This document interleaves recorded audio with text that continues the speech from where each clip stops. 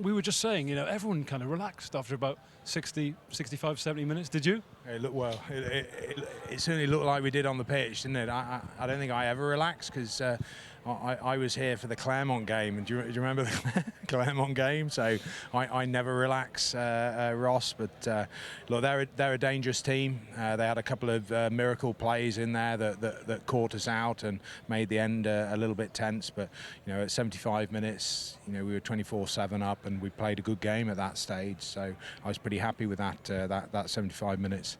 Yeah, and ultimately, you are back here in 2 weeks' time. It's a home quarter-final. How significant is that? Look, stadiums don't win you matches, but the bottom line is you'd prefer to be at home to play a playoff game, and we will be now, and just as much for the fans as for anything else. We'll really look forward to that. We could easily be playing a South African side, so it'll be another brutal physical test, but we'll relish that challenge.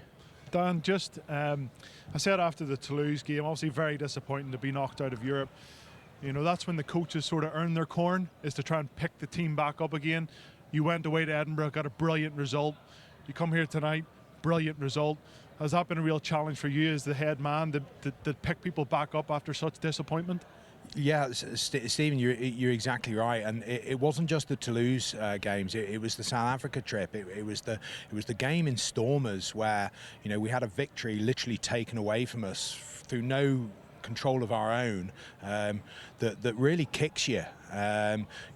We went to the Bulls, didn't play quite as well, and then we've got to play Toulouse home and away, and we lose over 160 minutes by 1 point.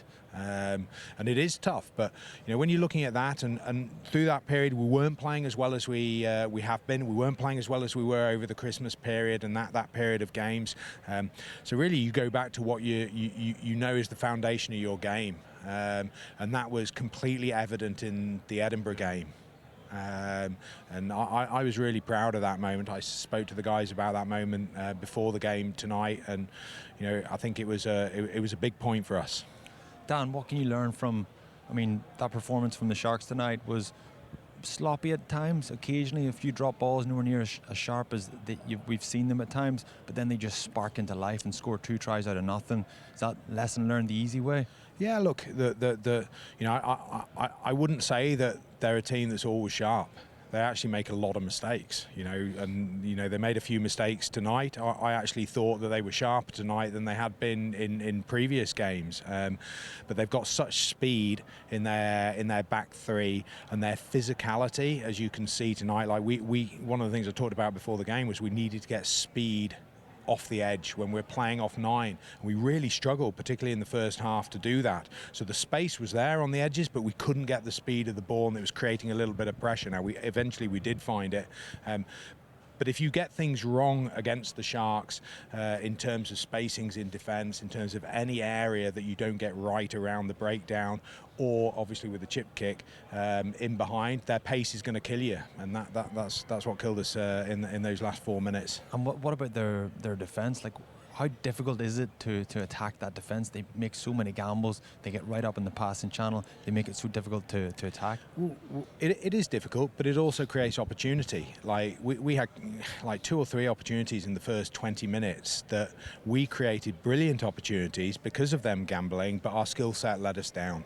There are a couple of passes there. If we'd managed to get them away, we'd have scored, or at least been very close to scoring. So there are pluses and minuses to that. And even when you're playing off the edge, like they fly off the line there. But if you can use subtlety of pass, which we did on a number of occasions, you can cause them trouble. So, that pressure isn't the be-all and end-all. There are ways of beating that. You've just got to be really skillful.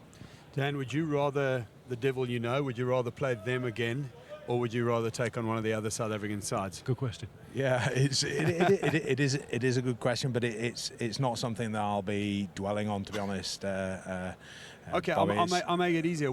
If you gave yourself a mark out of 10 as a coach, just arm's length, 7, 8, 9, 10, you've had a win, what would you have given them out of 10? Oh, geez. No.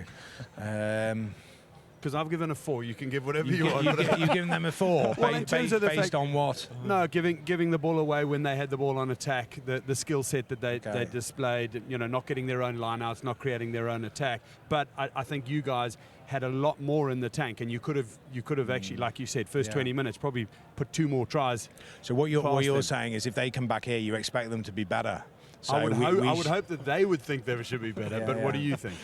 I don't know, to be honest. Like, bottom line is, I don't mind. We're playing at home. We could get a Scottish team if results went our way, or we could get either the Stormers or the Sharks. Like, I think we could even get the Bulls if things go in a certain direction. But we played them all now. They're all tough teams. Like, we obviously beat the Stormers, didn't get the result. We're well beaten by the Bulls. So look, whoever it is, it'll be a great day at Kingspan Ravenhill. Great quarter. Ever the diplomat, Dan. 10 out of 10 for that answer, by the way. Congratulations. Thanks for coming over. Ross. Cheers. Enjoy a drink tonight. Thanks, guys. Take care. We'll see you in 2 weeks.